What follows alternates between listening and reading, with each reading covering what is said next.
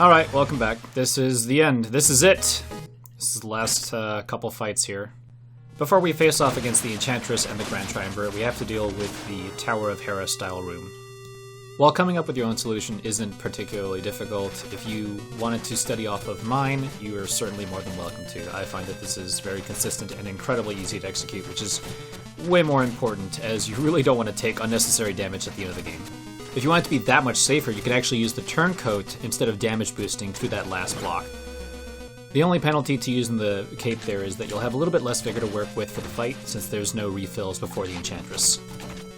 Now before I show off what it's going to look like when you actually fight the Enchantress the proper way, I'm going to show, once again, a more sloppy, honest representation of what you can expect to see when you fight these two.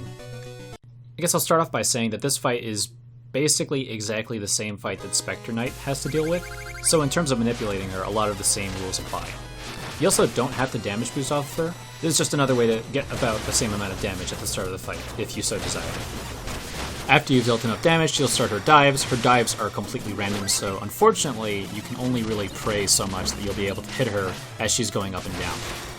On the bright side, if you do manage to get a bash off of her, you can usually rise with her, which allows you to get at least 3 hits on the way up. Luckily, when I go back over this fight, we're going to see a lot of use of Turncoat to help mitigate how random her dives can be, so we don't have to worry about chasing her down nearly as much.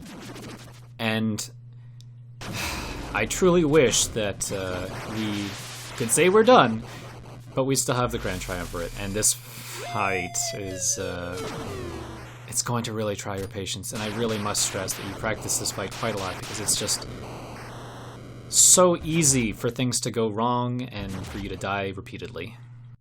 The biggest 2 things I can say about this fight are knowing the audio cue for when you'll actually gain control of being able to move King Knight around, but also developing the muscle memory to know how long it's going to be to chain Battery Brigandine bashes.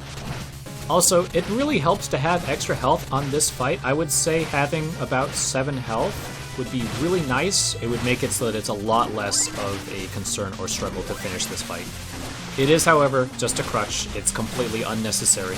So unless you're looking to do something of a no reset type of situation, I really strongly recommend that you get used to having only 4 health. The other suggestion I can make for the Grand Triumvirate is that you might want to wait until he's lowered his head a little bit, like he is right now, before you finish him off.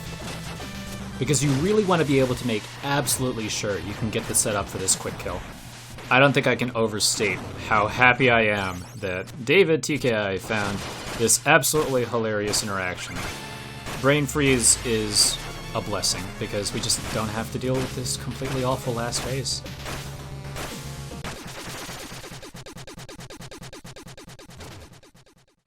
Alright, so let's get these fights under control and we'll go over exactly how they're executed. Start by rolling up to the Enchantress and then pull out your Turncoat. Make sure you roll through her and then back so that you'll have a level 3 charge of flame. Release, jump, and bash into her. You'll get 1 bounce, and make sure you get a battery bash into her side. You'll want to move to the right so that you don't actually get damaged by her on the way up. From here, the next hit is going to cause her to start doing dives. Get in position to do an upwards battery bash under her so that you'll get 2 hits. Once you make contact, pull out your Turncoat and roll across the rising bricks.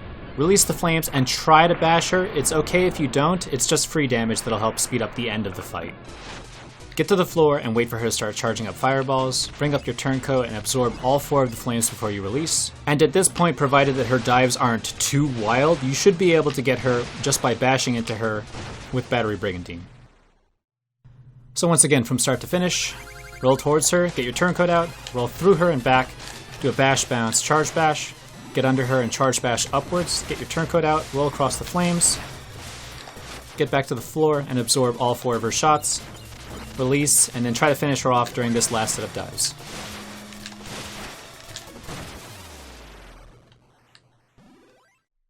Now for the Grand Triumvirate, there's a rising pitch at the beginning of its theme. As you practice this fight, get a feel for when exactly you'll be able to control King Knight, because you need to be able to move and attack him as soon as possible. Shortly after the health bar finishes filling up, you'll have control of King Knight, and you're going to immediately go for rolls into the Triumvirate's weak spot. For the 3rd roll, you'll want to jump as high as you can, so that when you do recoil, you'll still be able to land on the Triumvirate's hand. Before his hand raises too high, you'll be able to get 1 more roll off into his ear. And then you're going to intentionally damage boost on the next bash. So aim for the lower part of his ear, that way when you hold forward you'll take damage by moving into the crown. This will give you your bash back, so just bash into his ear before moving to the other side with a charge bash into the other ear. Again, you'll want to take damage here so that you can get one more bash off before those lasers come back around.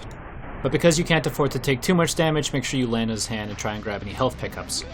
From here, this fight becomes a very awkward exercise in timing your charge bashes so that you don't drop any height if possible. It's okay to take damage, but just make sure you have at least 2 health to be able to finish the fight off properly with the brain freeze tactic. Health will last on the floor a really long time, so you really want to focus on finishing this first phase before you go and pick any up. Now for safety, it won't hurt to have at least 3 hearts, because the setup for getting up on top of the Grand Triumvirate might end up damaging you in the process, so you won't want to have only 2 hearts while trying to get up on top of this thing. It is possible to avoid getting hit like I just did, so just make sure that you're getting this set up regardless of what you decide to do. At the top of the screen, it'll be very easy to bash over towards where the Triumvirate's head moves. When you take damage, you'll regain your bash, and then you'll be able to get up on top of the head for the remainder of the fight. So long as you don't land on the Triumvirate's hands, the head will remain in place while you finish him off. Triumvirate at full speed, get used to this audio cue. 1, 2, 3, the hands move, get a 4th one. Low bash damage boost, 1, 2. Damage boost charge bash. Jump, 1, 2, 3, 4, 5, 6, 7, 8, 9, 10, 11, 12. You can choose to stay up here, but it's also fine to grab this scattered health and get back in position. You won't be able to deal damage until shortly after the head is exposed, so don't worry about getting there immediately. And hopefully the easy part, once the head moves, do a charge bash over, damage, bash up, and collect your reward.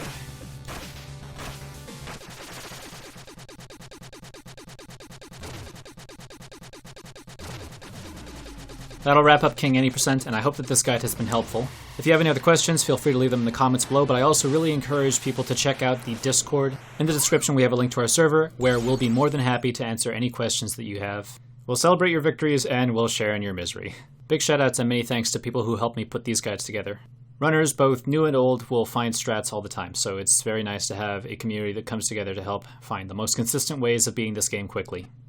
And even if you're not a runner, thanks for supporting my content by watching the videos that I make. Critique, appreciation, and feedback go a long way, so thanks. It really helps me out. With nothing else to say, I just hope you all have a lovely day.